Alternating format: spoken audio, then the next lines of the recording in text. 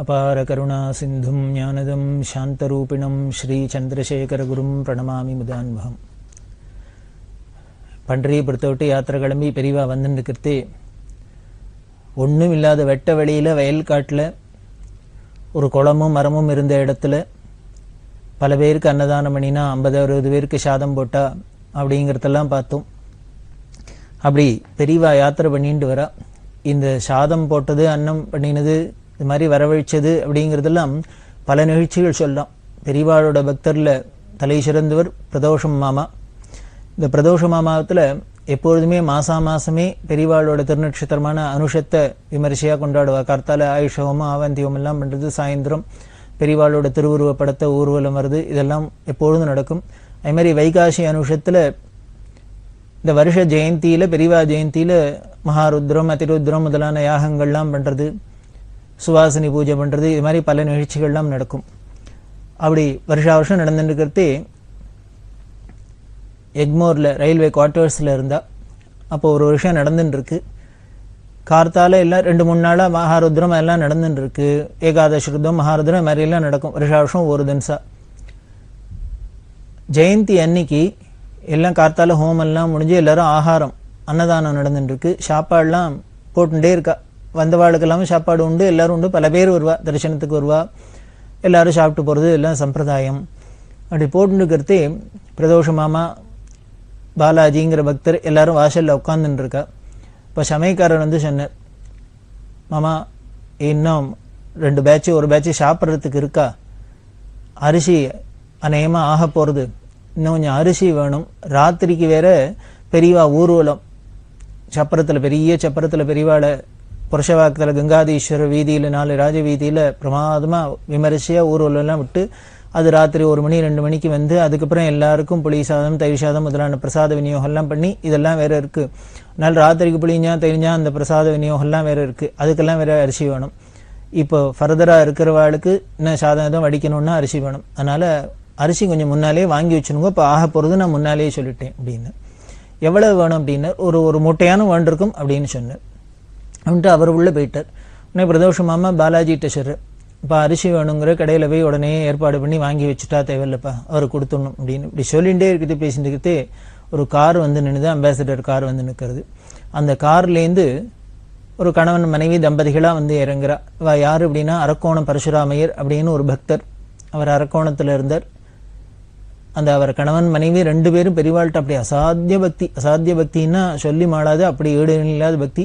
தங்கள்கிட்ட இருக்கிற அத்தனையும் பெரியவாளுக்காக அர்ப்பணம் பண்ணுறதுக்கு பண்ணுறதுக்கு தயாராக இருந்தவா, பண்ணினவா அப்படின்னே சொல்லணும். அப்பேற்பட்ட பக்தா அவா ஜெயந்தி தரிசனத்துக்காக வரத்தையே அந்த அம்மா டிரைவர்கிட்ட சொல்கிறா, அப்பா டிக்கியில் இருக்கிற அரிசி மூட்டையை எங்கே இறக்கி வைக்கணும்னு மாமாட்ட கேட்டுட்டு உள்ளே கேட்டு அங்கே இறக்கி வை அப்படின்னு பார்த்தா 1 மூட்டையோ 2 மூட்டையோ அரிசி வந்திருக்கு. அரிசியை கொண்டு வந்து கேட்டால் எங்கே வைக்கணும்னா வச்சா. மாமாவுக்கு ஆச்சரியமாக இருந்து பாலாஜி இவரை நம்ம அரிசி வேணும்னு ஒருத்தர் சொல்லிட்டு போகிறார், நாம் வாங்கணும்னு ஏற்பாடு பண்ணணுங்கிறதையே கரெக்டாக உடனே அந்த சொல்லி வாயை கூட மூடல, பேச்சு மூடுறதுக்குள்ளே அரிசி மூட்டை வருது. ஏன் அவள் அப்படி அரிசி தான் கொண்டு வரணுமா? ஏதான கரிகாயாக கொண்டு வரப்படாதா, பழமாக கொண்டு வரப்படாதா, பூவாக கொண்டு வரப்படாதா, ஏதோ கொண்டு வரப்படாதா? கொண்டு வரலாம். முன்னமே ஒரு தரம் பார்த்துருக்கோம், பால் பாயசத்துக்கு பால் வேணும் அப்படின்னா உடனே ஜோஷிங்கிறவர் பால் அனுப்புகிறேன்னு சொன்னார் அப்படின்னு. இப்படி சக்கரை வேணும்னா சக்கரை வரும், பால் வேணும்னா பால் வரும், அரிசி வேணும்னா அரிசி வரும். இப்படி பலவிதமான விசேஷங்கள் வேடிக்கையாக இருக்கும். அதை விட வேடிக்கை என்னென்னா, இன்னொரு வருஷம் ஜெயந்தியும் போது சாட்சியில் வந்து சொல்கிற நவகிரக ஹோமத்துக்கு அந்த நவகிரக பூஜைக்கெல்லாம் 9 கலரில் பூ வேணும் அப்படின்லாம் கேட்குறதே முன்னால் அதை லிஸ்ட்டில் போடல போல இருக்குது. எல்லா சாமானும் பொதுவாக பங்குடாக லிஸ்ட்டு போட்டு அது வாங்கி வச்சுன்னு ஏற்பாடு பண்ணி பண்ணுற வழக்கம். அந்த பூ விட்டு போயிடுத்து போல இருக்குது. நவகிரகங்களுக்கு பிரீத்தியாக 9 கலர் பூ வேணும் ஹோமத்துக்கு பூஜைக்கெல்லாம் அப்படின்னா திடீர்னு எங்கே போகிறது? வந்து உட்காந்துட்டு மனையில் உட்காந்துட்டு பூ வேணும், 9 கலர் பூ வேணும் அப்படின்னா பிரதோஷ மாமாக்கோ ஒன்று இல்லைன்னு விடக்கூடாது. ஒன்று பெரியவாக்கு வேணும் அப்படின்னா, பெரியவாளுக்கு கொண்டாடுறதுக்கு அவளோட பூஜைக்கு ஒரு சாமான்கள் வேணும் அப்படின்னா அந்த சாமான் இல்லாத நாம் பண்ணிடலாம் அப்படின்னு பண்ணக்கூடாது. காரணம் என்ன அப்படின்னா, நமக்குன்னா குறைச்சிப்போமா? இப்போ நமக்கு இலையில் சாப்பிட உட்காந்துருக்கிறது ஏதோ குழம்புலையோ ரசத்துலையோ உப்பு இல்லை, சாப்பிட்ருவோமோ? சாப்பிட மாட்டோம். அதுக்கு இனிமேல் அதை போட்டு சரி பண்ணான்னு சாப்பிட்றோம். அதாவது நம்மளோட தேவையை எதையும் நாம் குறைச்சிக்கிறதுல நமக்கு என்ன வேணும் தீர்மானம் பண்ணுறோமோ என்ன வேணும்னு நினைக்கிறோமோ அது அத்தனையும் வந்தால் தான் நம்மளால் அதை சரி கட்டிக்க முடியறது, வீடு கட்டிக்கிறோம், நம்ம திருப்தி அடைகிறோம். ஆனால் ஈஸ்வரனுக்கு பூஜை பண்ணுறதையோ பகவானுக்கு அர்ப்பணம் பண்ணுறதையோ மட்டும் என்ன ஆயிடுறதுன்னு எதுவாக இருந்தாலும் போகிறோம், இருக்கிறத வச்சுன்னு பண்ணால் போகிறோம், இருக்கிறத வச்சுன்னு பண்ணிடுறோம் அப்படின்னு உபயத்தரத்துக்கு பார்க்குறோம். இது கூடாதுங்கிறது தான் பிரதோஷ மாமாவோட உபதேசம், அவளோட கொள்கை. அதனால் அதுவும் பெரியவா சக்கரவர்த்தி, அண்டச்சராச்சரத்துக்கும் சக்கரவர்த்தி, அவளுக்கு ஒரு காரியம் பண்ணுறது ஒரு சாமானியம் இல்லை விட்டு போயிடுத்துனா அது நம்மளோட ஸ்ரத்தையை குறிக்கிறது தானே வழியை. மறந்து போயிடுத்து அப்படின்னா என்ன, மறதிங்கிறது என்ன, நம்மளோட ஸ்ரத்த குறைவு. மாதம் இந்த டியூ டேட்டில் ஸ்கூல் ஃபீஸ் கட்டுறதுக்கு குழந்தைகளுக்கு மறப்போமா, இல்லை எலக்ட்ரிக் பில்லு கட்டுறதுக்கு கிடப்புமா, டெலிஃபோன் பில்லு கட்டுறதுக்கு மறப்போமா, இதெல்லாம் மறப்போமோ, மறக்க மாட்டோம். ஆனால் இந்த பகவத் விஷயத்தில் பக்தியில் மட்டும் இதெல்லாம் மறந்து போயிடுத்துன்னா நமக்கு பக்தி ஸ்ரத்தை குறைச்சல்னு தான் அர்த்தமே வழி, அது மறதின்னு சேர்த்து இல்லை அப்படின்னுட்டு அதனால் வந்தே ஆகணும் அப்படின்பா. அது மாதிரி தான் இந்த பாலாஜிங்கிற ஒரு 9 கலர் பூக்காக தேடிட்டு போகிறார். ஆனால் உடனே கிடச்சிடுமா, கிடைக்கல, திரும்பி வரத்தே வீட்டுக்கு வந்தால் ஒரு அதிசயம் என்ன அப்படின்னா, தாம்பரத்தில் ஒரு அம்மா, அந்த அம்மாவுக்கு முத நாள் சொப்பனம், கனவுல பெரியவா வந்து 9 கலர் பூ வேணும் அப்படின்னு கேட்குறா. கொடு பூ அப்படின்னு. எங்கே கொடுக்கணும்னா எழும்பூரில் கொடுக்கணும் அப்படின்னு அந்த அம்மாவுக்கு ஒரு உத்தரவு, சொப்பனம். இந்த அம்மாவுக்கு பிரதோஷ மாமாவை தெரியாது, எழும்பூரில் யாருக்கானு தெரியாது, இங்கே பெரியவா ஜெயந்தி ஒன்றுமே விஷயம் தெரியாது. இது நடக்கிறது, ஜெயந்தி நடக்கிறது எக்மோரில், அந்த அம்மா இருக்கிறது தாம்பரத்தில். ஆனால் சொப்பனத்தில் அப்படி வந்தோடனே ஜெயந்திக்கு முத நாளைக்கு முன்னாள் சொப்பனம் வந்ததுனால இந்த அம்மா என்ன பண்ணா, முத நாளே போய் அலைஞ்சு திரிஞ்சு 9 கலரில் புஷ்பெல்லாம் வாங்கி வச்சுட்டு ரெடி பண்ணிட்டு இங்கே எங்கே எக்மோரில் யார் இருக்கா என்ன இருக்குது அப்படின்லாம் விசாரிச்சுட்டு அப்புறம் பிரதோஷ மாமா பற்றி தெரிஞ்சுன்னு இங்கே ஜெயந்தி எனக்கு தெரிஞ்சுன்னு அவள் வீட்டுக்கு வரா. இந்த பக்தர் பூ வாங்கிறதுக்கு கிளம்பி போகிறார். அவர் அந்தண்ட போனால் இந்த அம்மா இந்தண்ணை வந்து 9 கலர் பூ கொண்டு கொடுக்குறா. சொல்கிற அது மாதிரி பெரியவா வந்து சொன்னா, அதனால் கொடுத்தேன் அப்படின்னு. இது ஆச்சரியம். பெரியவா நமக்கு என்ன வேணும் அப்படிங்கிறதுக்கு முன்னால இத்தனாம் தேதி இந்த நிமிஷத்துல என்ன தேவை அப்படிங்கிறதுக்கு முன்னாலேயே அனுகிரகம் பண்ணி வச்சுரா. இன்னைக்கு ஜெயந்தி இன்னைக்கு 9 கலர் பூ வேணும் அப்படின்னா முத நாளே போய் ஆர்டர் பண்ணியாச்சு. இது ஏதோ பெரியவா இருந்த நாள்ல அப்பதான் இப்பதானு இல்லை. இப்பவும் மாம்பலத்தில் அரியகுடா ரோட்ல ஒரு பக்தா இருக்கா. அவ வீட்டுல மாசம் அனுஷம் ரொம்ப ஸ்ரத்தையா கொண்டாடின்னு வரா. ஒன்றும் வெளியில் ஒருத்தருக்கும் அதிகமாக தெரியாது, ஆனால் பக்தி ஸ்ரத்தையாக நடக்கும். அதில் ஹோமம் பண்ணுவா, கார்த்தால ஹோமங்கள் ஆவந்தி ஹோமம் பண்ணுவா. அதில் தவறாத யாரோ ஒரு சங்கீத வித்வான்கள் வந்து கச்சேரி பண்ணிட்டு இருக்கா. அந்த பக்தர் போய் ஒருத்தரையும் எங்கள் ஆத்துல ஜெயித்த மாதிரி பெரியவாளுக்கு பண்ணுறோம், நீங்கள் வந்து கச்சேரி பண்ணுங்க ஒன்றுத்துங்க பிள்ளை அவளவே வந்துடுறா. எப்படி தெரியறது என்னன்னு தெரியல. சில பேர் பல பேர் சொல்கிறா எங்களுக்கு பெரியவா உத்தரவாச்சு வந்தோம் இப்படிலாம் தெரிஞ்சுட்டு வந்து பண்ணுறா. இப்படி தானாவே நடந்துருக்கு. அதுல ஒரு வருஷம் அவர் என்ன பண்ணிட்டார், ஒரு மாசம் ஜெயந்தி போது வெளியூருக்கு போயிட்டார். அன்னைக்கு கார்த்தால தான் வந்தார்.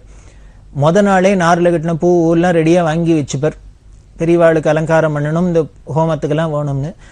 ஊருக்கு போயிட்டு முதல் நாள் இல்லாததுனால அன்னைக்கு கார்த்தால தான் வந்ததுனால அவசரமா ஒன்றும் பூ வாங்க முடியல, நாரில் கட்டின பூவெல்லாம்.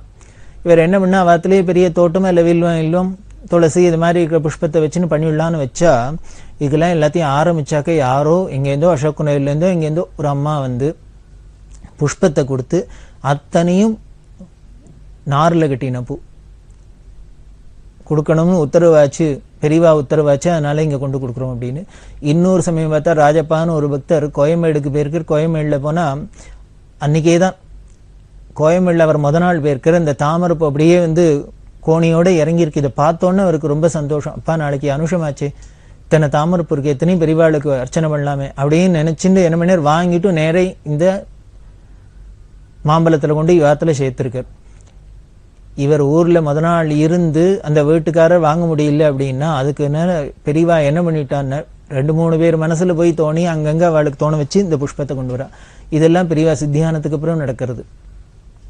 இப்படி என்னைக்கும் சாஸ்வத வஸ்துவா இருந்து நாம மட்டும் கொஞ்சம் பக்தி ஸ்ரத்தையோடு அவளுக்கு ஒரு காரியங்கள் பண்ணினோம்னா அதுக்கு பரம பலன் இருக்கு. பெரியவா கூடவே இருந்து அதை அங்கீகரிச்சு அதுக்கு என்னென்ன நடக்கிறதுக்கு என்ன அனுகிரகம் பண்ணுமோ பண்ணிட்டு இருக்கா அப்படிங்கிறது மாதிரில நிகழ்ச்சி தெரியறது.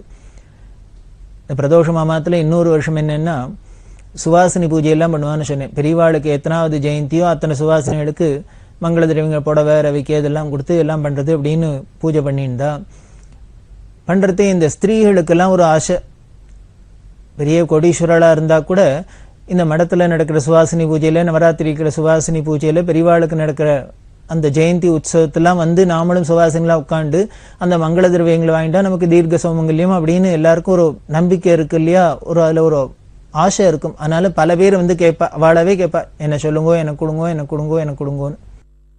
அது மாதிரி பல பேர் வந்து கேட்கறது, நாம் குறிப்பிட்ட அளவுக்கு இந்த வருஷம் இத்தனை பேர் தீர்மானம் பண்ணி தானே பண்ணிட்டு அதுக்கு ஏற்றாப்புல சாமான்லாம் வாங்கியிருந்தா புதுசாக வரவாள்லாம் யாரன்னு வந்து கேட்டால் அவளை இல்லைன்னு சொல்கிறதுக்கும் மனசு வராது. அதனால் பிரதோஷ மாதத்து மாமிக்கு ரொம்ப இது ஒரு தர்ம சங்கடமாக இருக்கும். ஒரு சுவாசினிகள்லாம் வந்து நாளங்கிழமையுமா என்னையும் சொல்லுங்கோ, எனக்கும் கொடுங்கோ அப்படிங்கிறது, இல்லை எல்லாம் ஃபில்லப் ஆகிடுத்து, உங்களுக்கு இல்லைன்னு சொல்கிறதுக்கு, வாயால் இல்லைன்னு சொல்கிறதுக்கு ரொம்ப மனசு கஷ்டமாக இருக்கும். அதனால் பிரதோஷம் மாமாட்ட சொன்னா ஒரு ஜெயந்திக்கு முன்னால் வரவாள்லாம் இப்படி கேட்குறா.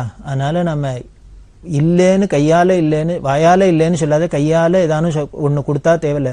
அதனால் ஒரு ரவிக்கு துணியானு வாங்கி வச்சுன்னு அவளுக்கு புடவை விட கொடுக்கலாம் அப்படின்னா மாமா சொன்னார், நாம் இதெல்லாம் ஏற்பாடு பண்ணுறதே சிரமமாக இருக்குது, இன்னும் ரவிக்கு துணியெல்லாம் எத்தனைன்னு வாங்கி வைக்கிறது, எங்கே போகிறது அப்படின்னு சொல்லிகிட்டே இருக்கிறது. பம்பாயிலேருந்து ரமணிங்கிற பக்தர் அவர் வந்தவர் ஒரு 2 கட்டு ரவிக்கு துணியை கொண்டு வந்து கொடுக்குறார். என்னமோ தோணித்து ரவிக்கு துணியாக கொடுத்தா எல்லாருக்கும் சுவாசனை கொடுக்க சௌரியமாக இருக்குமேன்னு அதனால கொண்டு வந்தேன் அப்படின்னு. அவளுக்கு ஒரே ஆச்சரியம். பல சந்தர்ப்பங்களில் வந்திருக்காரு, பல காரியம்லாம் அவர் பண்ணியிருக்காரு. அப்படி பண்ணுறவர் இப்போ ரவிக்கு துணி தான் கொடுக்கணுமா? அதான் பெரியவா சங்கல்பம். இதுலேருந்து ஒன்று தெரியுது, நமக்கு மனசில் தார்மீகமாக ஒரு எண்ணம் தோணித்துனா, சித்தத்தில் ஏதானும் ஒன்று உதிச்சுதுன்னா அது அந்தரியாமையாக இருக்கிற அந்த ஈஸ்வரனான அவளோட ஆக்ஞதான், அவளோட அனுகிரகம் தான் அப்படின்னு தெரியுது. அதனால தான் மனசில் பக்தாளோட மனசில் தோன்றதெல்லாம் வெளியில் நிதர்சனமாக நடக்கிறதுக்கு காரணம் அந்தரியாமையாக இருக்கிற அந்த பகவான் அதை நிறைவேற்றி வைக்கிறார் அப்படின்னு தெரியுது. அந்த எண்ணமும் அவராக தானே இருக்கார். பெரியவா எப்படி இப்படியெல்லாம் பெரிய சித்த புருஷர் மாதிரி இப்படியெல்லாம் பண்ணி காமிக்கிறாளோ, அதே போல் அவள் ரொம்ப சர்வசகஜமாக நம்மளோட இருந்து பழகி நம்மளா அவள் இருக்கிறது கொலாவது அப்படிங்கிறது அதை விட இன்னும் ரசமாக இருக்கும். ஏதோ சமைச்ச பாத்திரத்தில் வளர்ந்தது இருக்கட்டும், அந்த சமையலே எப்படி பண்ணணும் இதை சொல்லி கொடுக்கறதுக்கும் பெரியவா ரொம்ப கெட்டிக்காரர். அதான் ரசமயமான மூர்த்தின்னு சொன்னேன்னு. பிரம்மச்சாரி ராமகிருஷ்ணன் அப்படின்னு ஒரு பக்தர், அவர்கிட்ட ஒரு நாளைக்கு பெரியவா சொல்லித்தரா, இது மாதிரி யாத்திரையில் இருக்கிறதே தான் முன்னமே பார்த்தோம். திடீர்னு மரத்தடியில் இருப்பா, குளத்தடியில் இருப்பா, கார்த்தால ஒரு ஊர், சாயந்தரம் ஒரு ஊர் அப்படின்னும் அங்கங்கே இவாவா ஏதோ இருக்கிறவா கூட போகிறவா பசிக்கு ஏதோ பண்ணி சாப்பிட்டுட்டு ஒப்பையத்தலாம் அப்படின்னா அதில் வரவாழெல்லாம் தரிசனத்துக்கு வரவாழெல்லாம் சாப்பிட அனுப்பா, இப்படிலாம் பார்த்துருந்தோம் இல்லையா. அது மாதிரி ஒரு சந்தர்ப்பம், ஒரு இடத்துல கேம்பில் இவாளோட சாப்பாடெல்லாம் முடிஞ்சு எல்லாம் ஏற கட்டியாச்சு. வெயிலாக இருக்குது, அதனால சாயந்தரத்துக்கு மேலே கிளம்பி அடுத்த கேம்புக்கு போகிறதா இருக்குது. அப்போ பார்த்து இங்கேருந்து யாரோ தரிசனத்துக்கு 5-6 பேர் வந்தா. அவள்கிட்ட பெரியவா பேசியிருந்தா, எல்லாம் விசாரிச்சுட்டு சாப்பிட்டு இழந்தேன். கிட்டத்தட்ட 3 மணிக்கு மேலே இருக்கும். சாப்பிட்டு இழந்தேன், இல்லை பெரியவா தரிசனம் பண்ணிட்டு சாப்பிடலான்னு வந்தோம் அப்படின்னா. 3 மணிக்கு மேலே வந்துட்டு பெரியவா தரிசனம் பண்ணிட்டு ஆகாரமா? எல்லாருக்கும் ஆச்சரியமாக இருந்தது. உடனே அப்போ இன்னும் சாப்பிடலையா இல்லை. உடனே ராமகிருஷ்ணனை கூப்பிட்டு ஏதானும் அவளுக்கு சாப்பிட்றதுக்கு ஏதானு இருக்கா, இருந்தால் பண்ணிக்கூடிய அவசரமா அப்படின்னு. என்ன பண்ண முடியும் அவசரமானா, உடனே ஒரு ரவா உப்புமாகண்டெல்லாம் ஏதானும் பண்ணலாம், இல்லை ஒரு கஞ்சியானு வச்சு கொடும்பா. பெரியவா விடமாட்டா. ஏதானும் பண்ணலாமா அப்படின்னா அவர் சொன்னார், இல்லை இப்போ எல்லாம் எதுனாச்சு, இனிமேல் அடுத்த கேம்புக்கு போகிறதே எங்கள் எப்படி ராத்திரி எல்லாருக்கும் பண்ணுறதே சேர்த்து போடலாம் அவளுக்குன்னா. பெரியவா சொல்ற, இப்போ அவள் மத்தியானமே சாப்பிடல, இனிமேல் அடுத்த கேம்பில் போய் சாப்பிட்றதுங்கிறது லேட் ஆகிடும், அவளுக்கு சிரமமாக இருக்கும். அதனால் இப்போ ஏதானும் பண்ணி போடும் அப்படின்னு. ஏதானும் பண்ணி போடும், இல்லைங்காத ஏதோ ஒன்று இருக்கிறது பண்ணி போட்டுடலாம் அப்படிங்கிற. சரி என்ன பண்ணலான்னா இவர் முழிக்கிறார்.